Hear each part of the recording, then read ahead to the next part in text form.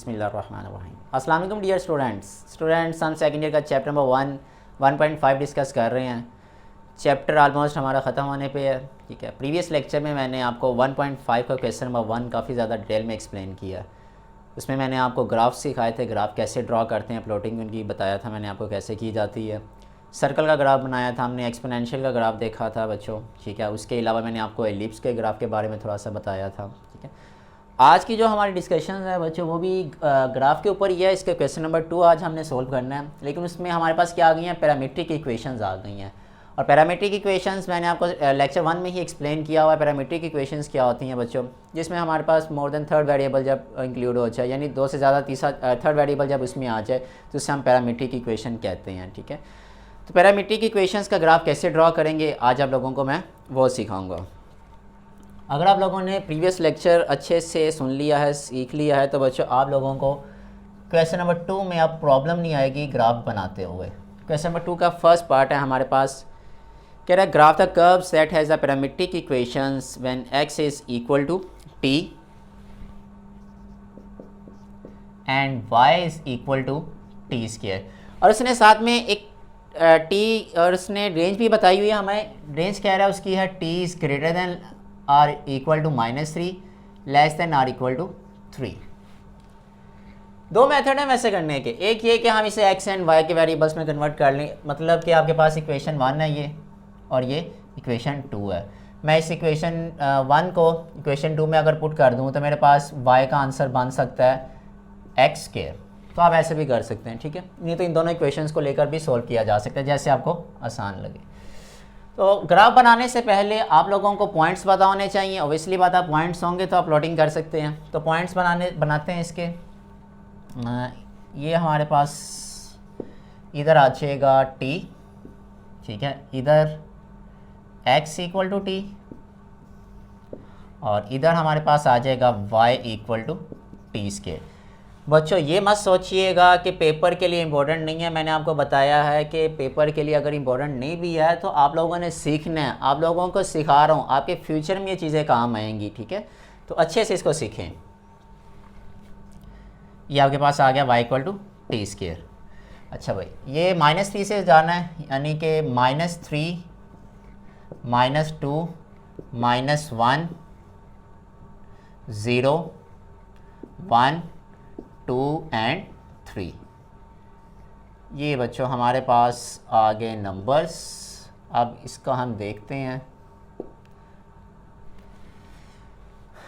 ये तो हमें नज़र आ रहा है x इक्वल टू 2 है। इसका मतलब x की तमाम वैल्यूज जो हमारे पास ये हैं वही रहेंगी, चेंज नहीं होंगी। ये हमारे पास -3 आ जाएगा, ये -2 ही रहेगा, ये -1 0 1 2 एंड 3, क्योंकि x t के इक्वल है। तो जो t की वैल्यू है वही x की वैल्यूज़ आ जाएंगी। टी स्क्वायर -3 है, -3 का स्क्वायर आपके पास आ जाएगा 9, -2 का स्क्वायर आ जाएगा 4, -1 का स्क्वायर +1, 0 स्क्वायर 0, 1 2 स्क्वायर 4, 3 स्क्वायर 9। बच्चों ये हमारे पास वैल्यूज़ आ गई हैं। अब हम इसकी प्लॉटिंग करेंगे, ग्राफ बनाएंगे। ग्राफ कैसे बनेगा, ग्राफ बनाते हैं इसका।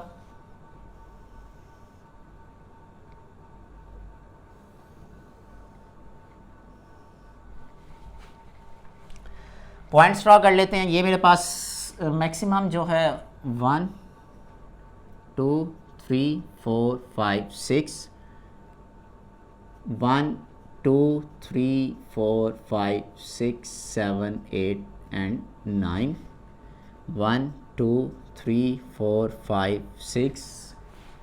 और इसी तरह अगर इसमें हम ड्रॉ कर लें तो ये भी आएगा 1 2 3 4 5 6।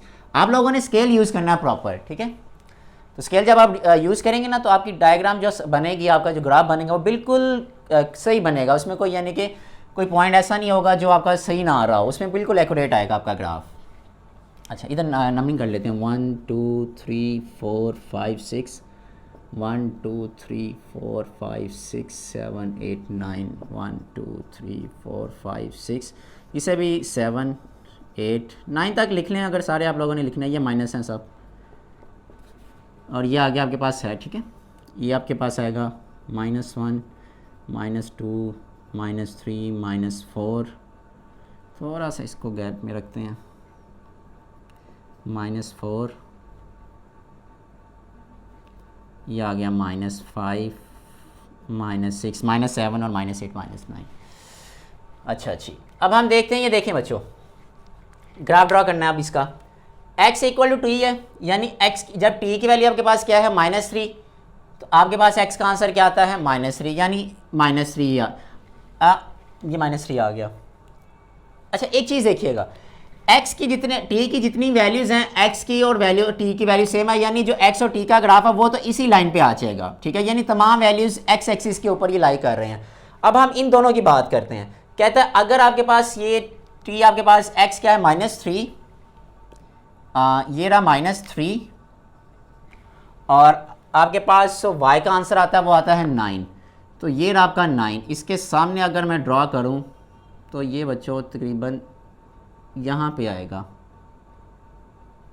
इसके सामने ये पॉइंट बनेगा, ठीक है, और ये मेरे पास आ गया पॉइंट -3 एंड 9। नेक्स्ट पॉइंट की तरफ चलते हैं। नेक्स्ट पॉइंट है मेरे पास -2 एंड 4। -2 ये रहा बच्चों, और मेरे पास क्या है नेक्स्ट 4, ये रहा 4। इसके सामने अगर हम ड्रॉ करें 4 के, तो ये तकरीबन पॉइंट इसका आएगा थोड़ा सा इस तरफ आएगा, यानी ये पॉइंट आपके पास आएगा -2 एंड 4, ठीक है। अब बच्चों अब आप लोगों ने देखना है कि ये आपके पास क्या है -1, यानी x आपके पास आ गया -1 और y आपके पास क्या है 1, ये आपके पास पॉइंट आएगा यहाँ पे करके कहीं पे, यानी -1 एंड 1, ये हो गया। अब चलते हैं 0 पे, ये रहा इधर आ जाएगा ये। नेक्स्ट यानी स्टेप बाय स्टेप चलना है आप लोगों ने, ये नहीं कि पहले इधर से पॉइंट पकड़ लिया, फिर एक पॉइंट यहाँ से पकड़ लिया, एक मिड से पकड़ लिया, स्टेप बाय स्टेप चलना है। पहले मैंने ये लिया है, फिर ये, फिर ये, फिर 0 0, अब 1 1। अब ये देखें x 1 है और x 1 है, y भी 1 आ रहा है, तो इसके सामने ये बच्चों पॉइंट आएगा यहाँ पे तकरीबन, यानी ये क्या आ रहा है 1 1, और इधर भी मैं लिख देता हूँ 0 एंड 0। ओके, अब आपके पास है x2, ये रहा 2 और ये रहा आपका 4, यहाँ पे बनेगा, ये रहा 4 इसके सामने, यानी ये आपके पास आ गया 2 एंड 4।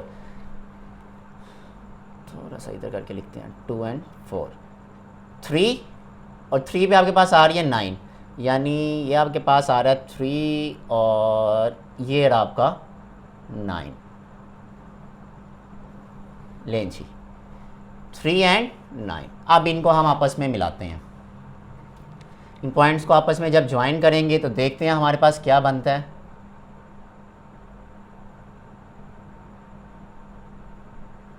ये एक कर्व आ गई ऐसे, और इधर से जब मैं लाऊंगा इसको,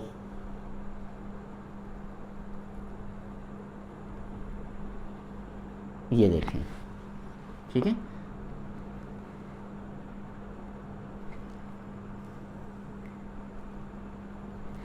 तो बच्चों आप देख रहे हैं आपके पास एक पैराबोला बना है, ठीक है। इसका मतलब आपके पास ये जो इक्वेशन है, इसको जो मैंने अब सॉल्व किया था y = x², ये पैराबोलिक इक्वेशन आ रही थी, तो इसका मतलब आपके पास इनका ग्राफ क्या बन गया, पैराबोला बन गया।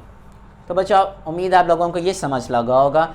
सिंपल, ये आप पॉइंट्स लिखें, स्केल बनाएं, ठीक है, यानी इन पॉइंट्स को लिखें, उसके बाद आप इनके जो पॉइंट्स ने दिए हैं वो ड्रा करें और उनको आपस में मिला दें, आपका ग्राफ तैयार हो जाएगा। इसी तरह बच्चों आप लोगों ने इसका सेकंड पार्ट सोल्व करना है। सेकंड पार्ट में उसने दिया हुआ है आपके पास x = 1 - t and y = 2t - 1। Range उसने खुद दे दिया बच्चों, greater than -1 and less than 5। तो बच्चों सेम क्वेश्चन है, ठीक है, इधर आपके पास 1 - t आ जाएगा, इधर आपके पास 2t - 1 आ जाएगा। पॉइंट्स बनाएं और ड्रा करें, आपके पास स्ट्रेट लाइन आएगी एक। अच्छा जी बच्चों आपके इसका है third part, x = sec θ, y = tan θ। दो मेथड हैं, ठीक है, मैं आप लोगों को वो बताऊंगा जो आसान होगा, जो आप लोगों को समझ लग जाएगा। तो जो आसान वाला वो ये है, जो आप लोग की बुक्स में देखते हैं, पहले मैं वो आप लोगों को बताता हूँ। की बुक्स में तो उसने किया होगा कि इसको डायरेक्ट सीकेंड की वैल्यूज़ को पुट किया, ठीक है, फिर उसने टेन की वैल्यूज़ को पुट किया। वो थोड़ा वो हो तो उससे भी जाता है, लेकिन उससे वो थोड़ा सा मुश्किल हो जाता है। तो इसलिए पहले सबसे पहले हम क्या करेंगे, इसको हम ऐसे कर लेंगे।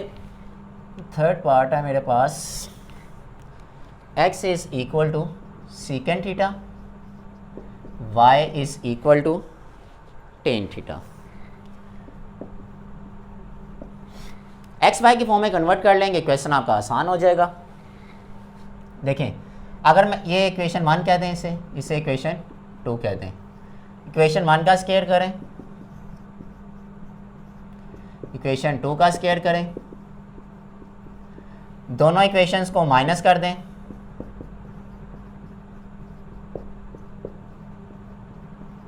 और आपको पता है बच्चों सेकंड स्क्वायर थीटा किसके इक्वल होता है, 1 plus ten square theta.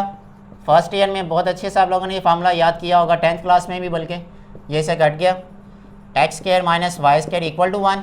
Y अलग करना है, ठीक है, वाई के वेरिएबल को अलग करना है, वाई को उस तरफ ले जाएं, एक्स को इस तरफ ले आएँ।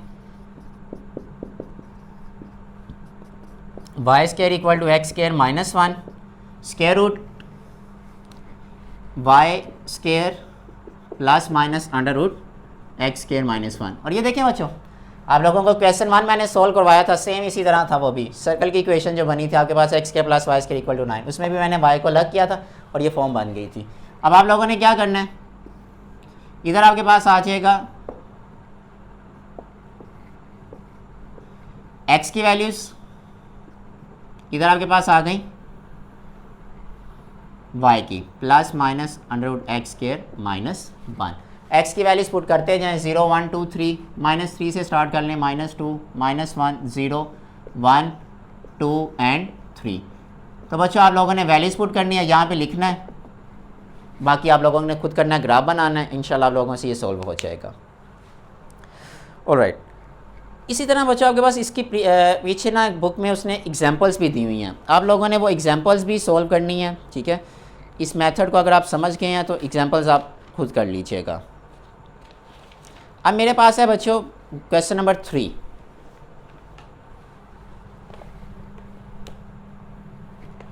क्वेश्चन नंबर 3 है आपके पास बच्चों। क्वेश्चन नंबर 3 में हमने क्या करना है, पीस वाइज फंक्शन आ गया बच्चों, पीस फंक्शन, ठीक है बच्चों। अब पीस वाइज फंक्शन किस तरह हम करेंगे, पीस वाइज फंक्शंस के बारे में बच्चों आप लोगों को मैंने 1.4 में काफ़ी ज़्यादा डिटेल में बताया था पीस वाइज फंक्शंस क्या होते हैं, जिसमें हम कंटिन्यूटी और डिसकंटिन्यूटी के बारे में हम लोगों ने पढ़ा था, ठीक है। तो इनका ग्राफ कैसे बनाएंगे, बहुत ज़्यादा आसान है बच्चों, ठीक है। कंटिन्यूटी का ग्राफ मैंने आप लोगों को बताया था, अगर इस तरह एक फ़्लो में जा रहा होगा, ठीक है, ये कंटिन्यूस है, और अगर इनमें ब्रेकेज आ जाएगी, सपोज ये जा रहा था, ये ब्रेकेज आ गई, तो ये हमारे पास क्या है, डिसकंटिन्यूस है, ठीक है। तो हम इनका ग्राफ बनाते हैं, देखते हैं जो उसने फंक्शन दिए हैं ये हमारे पास कंटिन्यूस है या discontinuous. Question number 3 part 1, y equal to x minus 1 and 2x plus 1। x minus 1 2x plus 1 condition उसने दी है, x is less than 3, x is greater than or equal to 3। Okay, इसको करते हैं बच्चों। अब ऑब्वियसली बात है, हमने अगर इसका वो ड्रॉ करना है, ग्राफ ड्रॉ करना है, तो ग्राफ ड्रॉ करने के लिए बच्चों मेरे पास इसके पॉइंट्स होने चाहिए। तो सबसे पहले हम पॉइंट्स लेंगे, इसके पॉइंट्स लिखते हैं इसके। इधर मेरे पास आ जाएगा x, इधर आ जाएगा y equal to x minus 1, और इधर आ जाएगा y equal to 2x plus 1। अब आगे क्या आएगा बच्चों हमारे पास, नेक्स्ट में देखते हैं x की वैल्यू उसने कहा लेस दैन 3, तो लेस दैन 3 में हम ऐसा करते हैं, इधर से स्टार्ट कर लेते हैं, -2 -1 0 और ग्रेटर दैन 3 1 2 एंड 3, ठीक है। 3 वैल्यूज ले लेते हैं, ज़्यादा की हमें ज़रूरत नहीं है।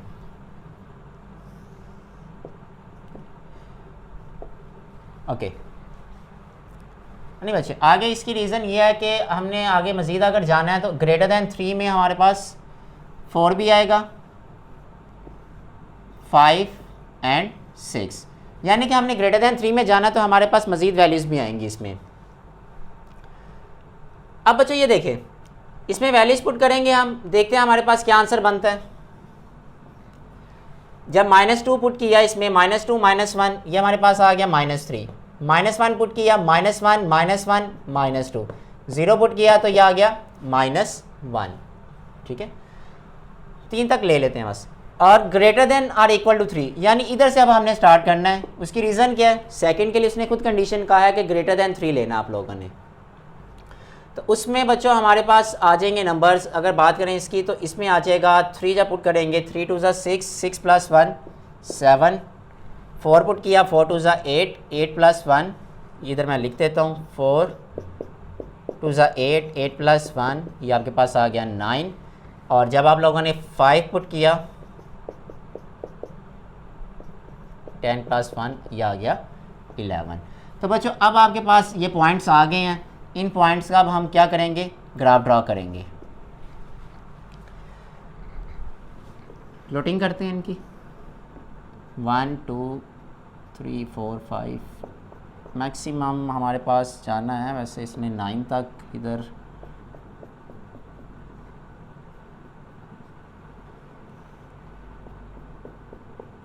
ये बच्चों मैंने ले लिया। x मेरे पास -2 है तो y का आंसर आता है -3। ये पहले इनको लिख लेते हैं, 1 2 3 4 5, -1 -2 -3 -4 -5 -1 -2, थोड़ा सा इसको ना ओपन करके लिखते हैं क्योंकि वैल्यूज -2 -3 -4, 1 2 3 4 5 6 7 8 एंड 9। जब x मेरे पास -2 है तो y का आंसर मेरे पास आता है -3। ये रहा पॉइंट, यानी यहाँ पे आएगा ये -2 एंड -3। जब मेरे पास ये -1 है तो -2 आता है इसका आंसर, -1 और -2 आता है बच्चों, ये रहा यहाँ पे आएगा ये, यानी -1 एंड -2। 0 पुट करने से -1, यानी ये इधर ही रहेगा ये। तो बच्चों ये आ गया -1 और 0। इनको जब हम आपस में मिलाते हैं तो ये एक लाइन आ जाती है इस तरह स्ट्रेट, एक तो ये हो गया। ठीक है, और अगर 1 पुट कर लें तो आपके पास आंसर आ जाएगा 2, 0 आ जाएगा, वो भी इधर ही रहेगा। खैर मज़ीद हमें ड्रॉ करने की ज़रूरत नहीं है क्योंकि 3 पॉइंट्स मैंने लिए। अब इसकी बात करते हैं बच्चों। अब मैंने ये वाले पॉइंट्स लिए थे, अब ये वाले पॉइंट्स ले रहा हूँ। x मेरे पास 3 है और y का आंसर मेरे पास आता है 7। ये रहा बच्चों, तकरीबन ये आएगा यहाँ पे। ठीक है, यानी ये पॉइंट आ गए 3 एंड 7। उसके बाद बच्चों 4 है, 4 लिया तो आपके पास आंसर आया 9। ये रहा आपका 9, और इसको मज़ीद हम आगे ड्रॉ करें 11, क्योंकि 11 भी आना आंसर। 5 लिया तो आपके पास आया 11। ये आपके पास आया है 4 एंड 9, और ये आपके पास है 5 एंड 11।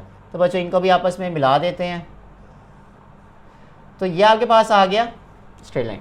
आप देख रहे हैं कि दोनों ग्राफ जो हमने जो 2 लाइंस ड्रॉ की हैं आपस में मीट नहीं कर रही, तो इसका मतलब ये आपके पास क्या है, डिसकंटिन्यूस।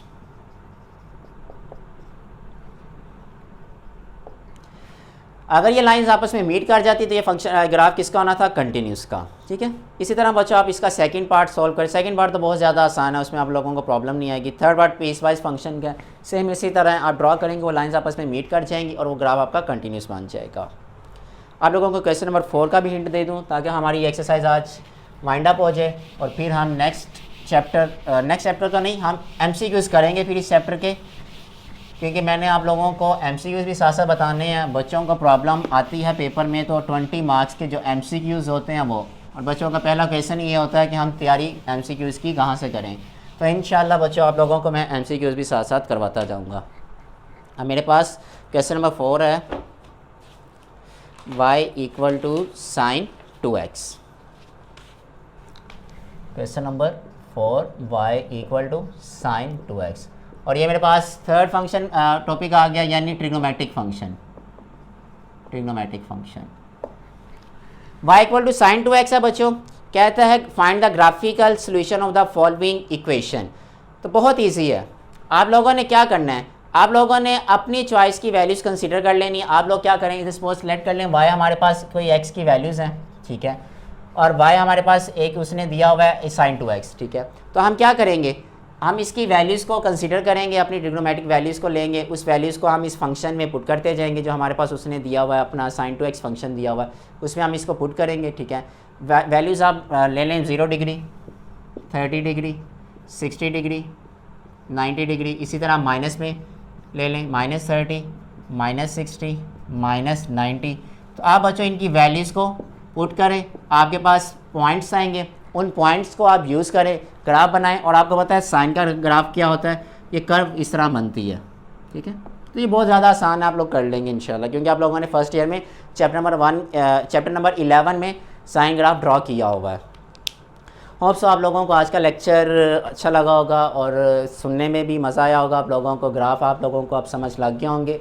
अब आप लोग पेपर में जब भी ग्राफ का क्वेश्चन आएगा, उम्मीद है कि आप लोग ग्राफ का क्वेश्चन अटैम्प्ट करेंगे, ठीक है। और इंशाल्लाह नेक्स्ट लेक्चर में हम MCQ जो चैप्टर नंबर 1 के इंपॉर्टेंट जो पास पेपर में जो आए हुए हैं और जो मेरे पास मैंने खुद बनाए हुए हैं MCQs, वो इंशाल्लाह डिस्कस करेंगे, ठीक है। आज के लिए सिर्फ इतना ही, इजाज़त दें, अल्लाह हाफिज़।